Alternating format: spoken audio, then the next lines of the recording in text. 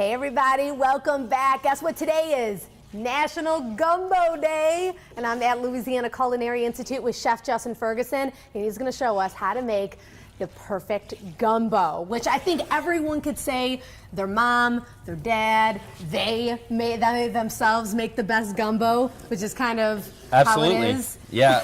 What's hard about South Louisiana is that everybody makes gumbo, and we've grown up making gumbo our whole lives, and everyone does it a little bit different. Yeah, and I hear that it's all about the roux. To me, it is all about the roux, 100%. I like a really good dark roux. Some people like a lighter roux.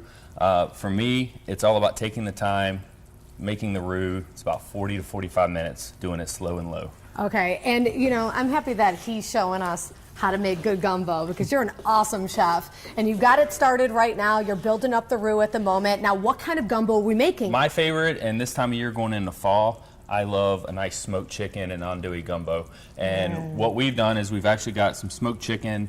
We've got some andouille here that LCI actually made here at the school, along with some tasso. So talk about what's going on. Okay, so we've started off here with our roux. It's got nice and dark. A good way to judge the color of your roux is I like to make it about the color of the Mississippi River. Oh. Bring it down south. Make it real muddy. Make it really dark. What's in the roux? It's flour. This is just flour and oil. In a cast iron pan. In a cast iron pan. You should never make gumbo if it's not in cast iron. All right. Period.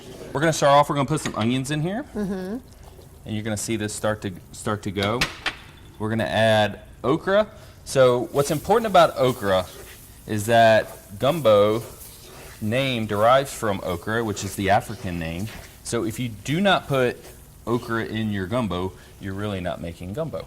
See, I didn't know that. So what we've got here is we've got some celery, we've got some bell peppers, garlic, and what we're going to do is just kind of cook this down. The smell of this right here just brings me back to my childhood of growing up. Now, the important thing here is that you really need to let this cook down because, as everyone knows in South Louisiana, okra can get very slimy. And so what you have to do is we have to cook this out. Okay, so this needs to cook for about 20 minutes, 25 minutes. Constantly stirring it? Constantly stirring it because you don't want it to burn. Back here is what that looks like after it's cooked down. Wow, and look as at how you can cooked see, down it is. Yeah. it's just really cooked down. And once we get to It's like this a stage, paste. it is like a paste. And so this is where we got all that really great flavor. This is when we're going to add some of the protein here. We're going to put the tasso in first. Okay. We're going to let this get going. And then when you can help me out, we're going to add some chicken. We're going to add this homemade andouille sausage. Looks so good. And talk about this chicken because you said you smoked this. We smoked this chicken.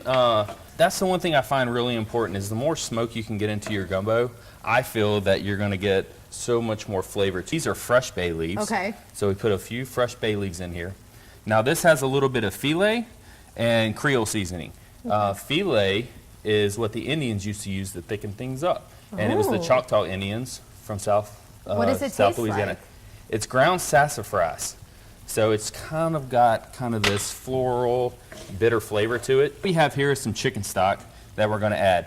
Now a little secret of mine that I do when I'm using chicken stock is I put a couple ham hocks in there, and I get the ham hocks in there to give it even a little more smoky flavor. And since andouille is made with pork, we add a little bit of that pork flavor in there. You see how it's nice and dark? That to me is a really good gumbo. Yeah. Okay. Now this needs to cook down for probably about another 20-30 minutes. Okay. Because what we want to do is we want to cook the flour out. One thing I like to do, I add a little bit of Worcestershire and a little bit of Louisiana hot sauce to it. And then we're going to go over here, and this is the finished product. So this is after everything has been cooked. Now, from start to finish, building the roux, mixing everything in, Smoking the chicken, you know, it's really about 4 to 5 hours. Nothing this good should take a short amount of time. If it only takes an hour, it's not going to be good gumbo. It's not going to be good It's gumbo. not. Sorry. I'm so excited to try this. So we're just going to kind of, and then what we're going to do is you can just garnish it with some green onions on top. And now you're ready for National Gumbo Day. Oh my God. Is it good? There's love in there. There is so much love. This is unreal. Chef Justin, wow. This is fantastic, and we're going to have the recipe on brproud.com later this morning. Thank you so much, Chef Justin, for showing us how to make a perfect gumbo. Go out, get yourself some gumbo today. All right, happy Gumbo Day.